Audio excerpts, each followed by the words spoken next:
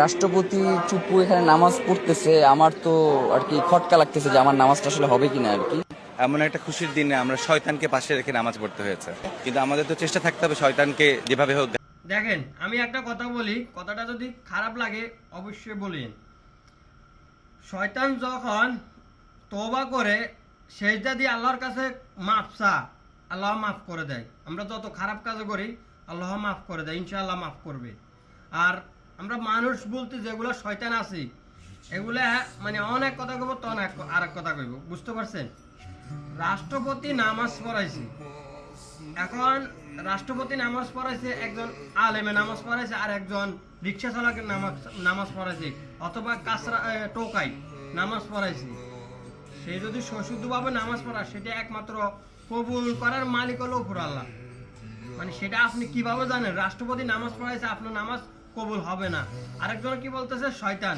সে নিজেরা তো দেখা যায়, মানে দাঁড়ি আর টুপি মাথা দিলে কি তাকে হুজুর মনে হয়? দেখে তো নবীর নবীর তো আবু জাইলও বসবাস করছে, করে নাই? ওইটা তো আবু জাইলের দেশ আছে, ওইটা কি ভুলে দিলে হইব? আর এটা তো আমার বাংলাদেশ। দাঁড়ি টুপি রাখলে এখন বড় বড় ইহুদি শিখের দাঁড়ি দেখছেন?